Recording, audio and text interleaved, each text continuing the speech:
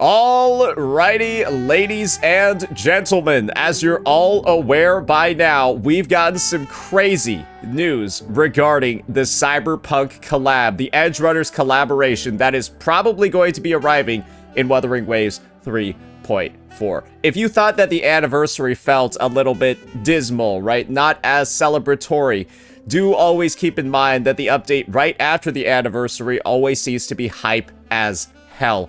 And, well, as you can see from the little stills that we've already gotten in-game of the two new collab units, Kuro Games did not disappoint us, just like last time. They released Septimon in 2.4 after last year's anniversary, and now we got whatever the hell this is going to be. And of course, on top of that, well, you've probably already seen the news about this now, Rebecca, one of those collaboration units, ladies and gentlemen, she is going to be claimable for free. It's been a long time since we had a free unit. 1.5 years ago, because the last time we got a free unit was during version 1.2 for Zhang Liao over here, which was released on the 15th of August. So yeah, almost actually hitting the 2-year mark when it comes to stuff like this. So yeah, been a bit of a break, but it looks like Kuro Games is back, and they're coming back for one of the most hyped seasons a game can have. It's collaboration. And thankfully, it looks like they haven't disappointed, especially when compared to other collaborations that have been released for kind of like these big AAA titles. We all know that Archer from Honkai Star Rail was also free. And then you had the good old, well, take a look at it over here. We all remember Alloy from the Genshin Horizon Zero Dawn collaboration from a long time ago. Yeah, she was free as well. So it looks like Kuro Games isn't disappointing anybody from the Hoyo side in that regard. What I wanted to do today was naturally take a look at the dynamic over here of this unit being fucking free, and of course also take a look at the Lucy splash art as well, do a little bit of like minor theorization over here, but mainly focus on, well, how absolutely amazing it is for us to have a free character. So without further ado, let's talk about how this banner might work based off of some other games that Kuro has released in the past and other collaborations. The Devil May Cry 5 collab is something that was, honestly, some could find it quite similar to what we're seeing for the Cyberpunk one. And so, for this situation over here, they gave out Dante for free to every person who played during the collab as long as they got into a certain point within the story. Dante, he can be earned for free by completing stage 6 of the collaboration event story. I'm pretty sure there's going to be a similar sort of unlock mechanic for Rebecca in mind as well. Advance to a certain point in the collab story and then you'll be able to claim her for free. But this is also the other thing that's a little bit odd when it came to how this banner worked in PGR. They were both acquired, the two new units, they were both acquired from a special collab banner. And that special collab banner used a separate resource compared to the baseline pull system in the game. This is something that we all should keep in mind. There's a chance that you might not be able to use Radiant Tides to pull on the collab units. Be careful about that one, because that's exactly the type of method that they used when it came to PGR's collab banners. They had a separate currency and different packages in the shop that were available to actually pull on those characters. They also did something a little bit wild as well. The pity was separated too, but after you received a copy of either of the characters, you would get an additional copy up to 2 times. I don't really know if this is something that Kuro Games is going to do for the collab units. That sounds like a little bit ridiculous. Maybe it'll be something that they decide to do, like, if they don't have any of their corals purchasable in the shop. But part of me is thinking that the dupes for these collab units, they'll probably be available here during the duration of the collab. I would think so. I'm not super sure. But if they don't have it for the collab units, that would be a little bit odd, if we're going to be honest over here. Yeah, this mechanic over here of getting an additional copy up to 2 times, I don't really think that's going to be occurring. I'm happy to be proven wrong though, but PGR is a little bit more specific when it comes to needing dupes on your account. I think the main thing to just look out for, and again, you're probably all looking forward to pulling the Cyberpunk units, don't convert your Astrite into pulls just yet. Just keep it all as Astrite, use them as you need them to pull characters like Hiyuki, her weapon, Denya, so on and so forth, and just be a little bit more mindful that you could get trapped. You could get fucked over. Just don't convert them yet. That's the main point. When it comes to Rebecca in particular, with her being a free character, there's a decent chance that she might not be as strong, per se, as some of the other units that got released in this game.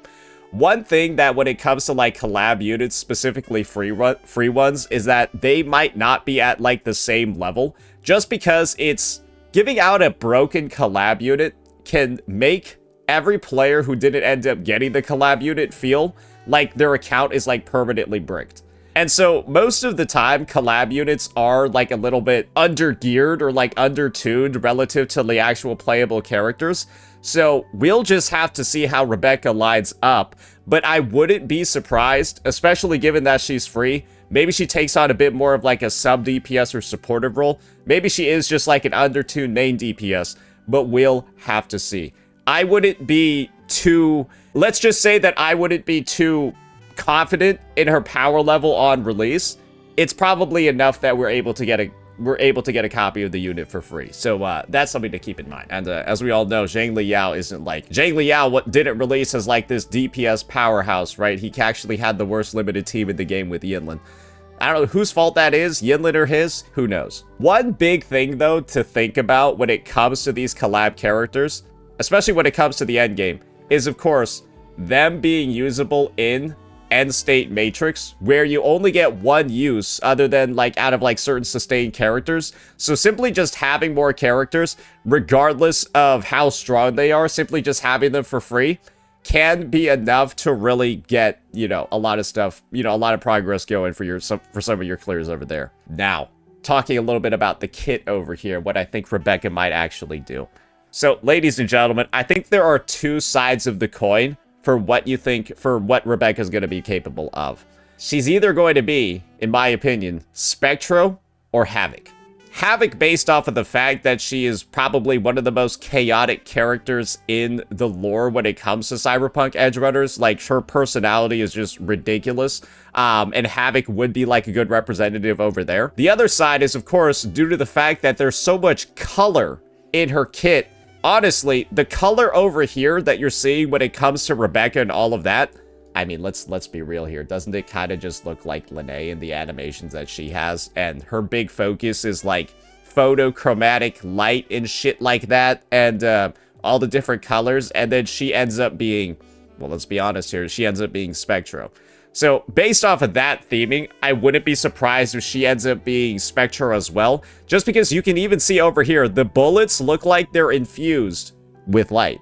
I'm just saying. I'm just saying. Who knows? The other side of it is the fact that she has a big-ass gun and a bunch of weapons. I'm personally of the opinion, maybe this unit could be one of like the first coordinated attack DPSs in the game, where you go like throughout their kit, you activate like a bunch of turrets or guns or something, and then she kind of like ends up firing all of that stuff from off field, you know, kind of like behind your character or something. That could be something that she does. We haven't actually gotten a coordinated attack, like real DPS yet in this game, because all we have is like Yinlin, Jeja, and Cantarella. And their coordinated attacks do no fucking damage, ladies and gentlemen. It's actually depressing sometimes when you take a look at some of the motion values over here. Ooh, 65.21%, 21 times. Sounds like a lot of damage, but like when it happens over the course of 30 seconds, it doesn't look like that much at all. Yeah, no, that's a weak-ass ability, brother. Maybe we're gonna get like shorter duration coordinated attacks that actually end up dealing a significant amount of damage. Who knows? I would be excited for that, and naturally, right, when it comes to collab units, hopefully they're not used too much for experimentation, but the fact that they don't necessarily rerun again makes it so that, hey, if their kit isn't like the craziest thing ever, it's not like the biggest deal ever, I guess that just means you won't have as many sales. But as far as we're concerned, almost no details have been given out for anything when it comes to these kits. I'm just hoping that when it comes to Rebecca being free, they make it so that she actually adds a lot of value to the game and isn't like a free unit and it just feels like you need to go pull a bunch of other units to make her playable. I think we all kind of remember the Archer situation from Honkai Star Rail, where it's like, okay, well, now that you got Archer, time to pull Sparkle, bucko. Yeah, we released Archer just to basically sell Sparkle, because we know that not a lot of people pulled Sparkle. I hope that Rebecca isn't like that, and she's just kind of like used to like sell other characters. That would be a little, that would kind of suck. Sparkle is free. Oh, okay, was Sparkle free when the Fate collab released? Oh, why don't we check who was on banner when the Fate collab released? All right, yeah, we got a bunch of retarded HSR players in here. Oh, would you look at that? Sparkle was on banner during 3.4. Oh, what happened to all the dipshits saying that she was free? Oh, you didn't think I would go back and fact check that? No, I remember. Because Archer was designed to use Sparkle's kit, that they also put Sparkle on banner to sell her while Archer was free. Who the fuck cares if she's free now? Was she free back then? No, retards. Imagine the level of history revisionism where you're this desperate to bootleg Hoyoverse. What's wrong with you players? Why aren't you typing anymore? Where'd you all go? Why'd you guys all stop typing? Hey, where is everyone that was saying she was free? Where you guys at? Where'd you guys all go? They disappeared. That's going to be our breakdown on Rebecca. Now it's time for us to flip the script a little bit and, of course, take a look at Lucy. And I'm going to be honest, ladies and gentlemen, I feel like they did a pretty damn good job of translating the models, especially for Lucy, into the game world of Wuthering Waves. Yeah, I'm pretty sure this is, like, you can't really get, like, a rating or a score that looks higher than this. They basically got, like, everything right when it comes to animation to 3D. So, I think that much, and knowing how popular she is, and also kind of like she's one of the only characters, like, left alive by the end of Edgerunners, I think that there's definitely going to be a lot of attraction towards pulling her. And I think one thing when it comes to like her combat style and stuff like that, that's very obvious in the trailer, is that she's using wires. And these wires, ladies and gentlemen, they're made out of light. That's why a lot of people think that at a baseline, she is going to be Spectro. Is she going to be a main DPS or a sub DPS? Who actually knows? Because in lore, she's this thing called like a netrunner. And what netrunners do is that they like hack into computers and shit and like hack people's cyber techware and then like make them retarded so they're easier to kill. At like a baseline, that's sort of what they do. They do a bunch of other stuff as well, right? But they kind of focus on like debuffing enemies or like getting through security, stuff like that. That personally sounds like, to me, that's a bit more of like a supportive kit. Like a sub DPS, somebody that's kind of like on the sidelines, allowing other people to deal more damage. She might be a DPS though, right? Like, who fucking knows when it comes to Kuro Games designing kits? Like, we all see over here, right? Rebecca's just like kind of like in the background, bro. Like kind of just like dual wielding the biggest guns you've ever seen with her gorilla hands. Maybe she's the sub DPS. And maybe like this little baby monowire netrunner over here is going to be the main DPS. Who knows? Kuro's done it before. Chu Yan is a sub DPS, the where winds meet guy. Sigrika, the little tribeswoman who summons fluffy companions, is a main DPS, while Chu Yan is the sub DPS. Nothing is outside the realm of possibility over here. And simply due to the fact that Rebecca is free, that might just mean she's the sub DPS, and you want to pull Lucy over here as the main DPS to make Rebecca feel good to use. That could be something, too. But we'll just have to see. And as you can probably guess, right, a lot of focus is being put on those mono wires throughout the entire battle sequence. So, her being Spectro, I think that's pretty much like 100% confirmed. And let's just say it this way. Havoc and Spectro seem like a pretty good combination because Havoc, at least in terms of, like, the roster outside of Frolova, might be the worst overall attribute in the game right now. Like, holy fucking shit, it is unreal how bad Havoc as a whole actually is outside this character. Like, you got... She doesn't really count as a Havoc character, let's be honest, over here. She's more just, like, negative statuses. But then there's kind of just been, like, her and Cantarella. Yeah, it's kind of been, like, her, Cantarella, and Frolova, and Cantarella and Rosia gotta be some of the worst characters in the game outside of Frolova teams. So, Rebecca coming in as like somebody that helps out the Havoc attribute a good amount, that really could be good as a whole for the game because Havoc is so bad. And let's be honest here, Spectro outside of Luke Herson, Lene doesn't really count as a Spectro character. She just counts as a buff everybody in the fucking game character. But then you got Zoni, Phoebe, and then Jinsei. Yeah, that's not good. Spectro's not really in a great spot either. Yeah, Lucy being able to come in and fill that sort of gap, I think overall it's gonna be good for the game. But Rebecca, like we said before, she could be Spectro, she could be Havoc.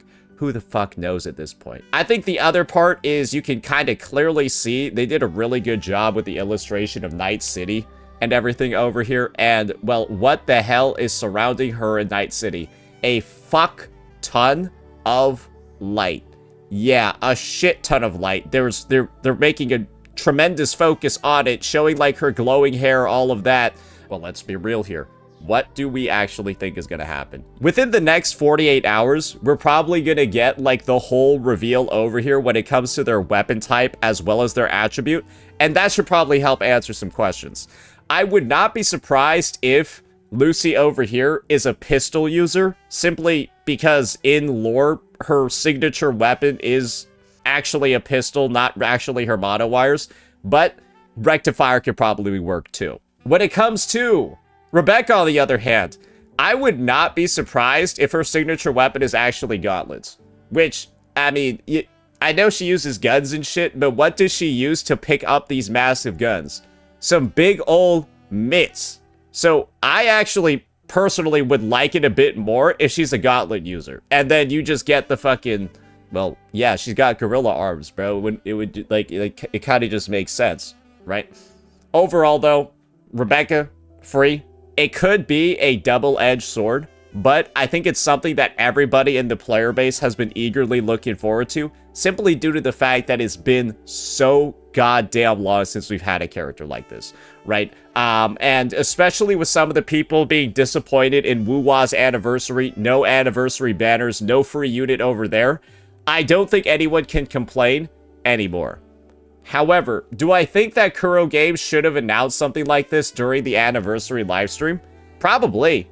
Yeah, probably. I think they should have done that. It probably would have been a way better move to have, like, at the end of the Annie livestream, announce that one of the collab units was going to be free.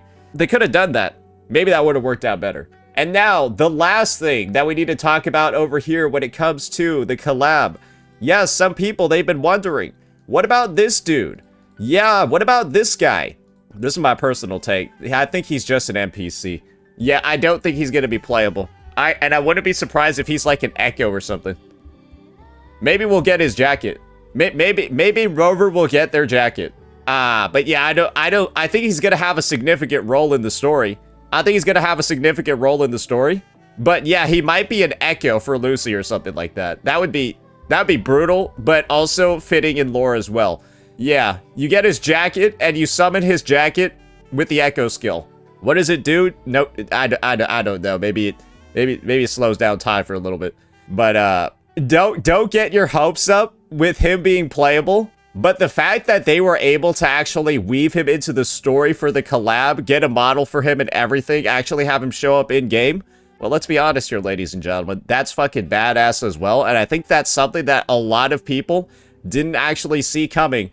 But the fact that his existence is here, I think a lot of people are going to look forward to it. When it comes to where the story is going to pick up, when it came to the PGR and Devil May Cry collaboration, ladies and gentlemen, this actually picked up from where Devil May Cry 5 ended. Yes, this is technically, like, I guess, in lore with the ending of DMC5, PGR's collab. And so who knows if WuWa's collab is going to be, like, in lore with the ending of Edge Runner Season 1. And then this is just sort of like an after story that occurs afterwards. Who knows? That could be something cool as well. And we've already seen that that's the approach that Kuro sometimes takes when it comes to this sort of collaboration. That's going to be our coverage over here, ladies and gentlemen. I know a lot of crazy stuff for us to talk about over here. And definitely, once we get more information about these Cyberpunk characters and their kits, we'll be doing some deeper breakdowns. But for now, well, we're getting a free goddamn 5-star. That's pretty lit. Let me know what you all thought. Peace out.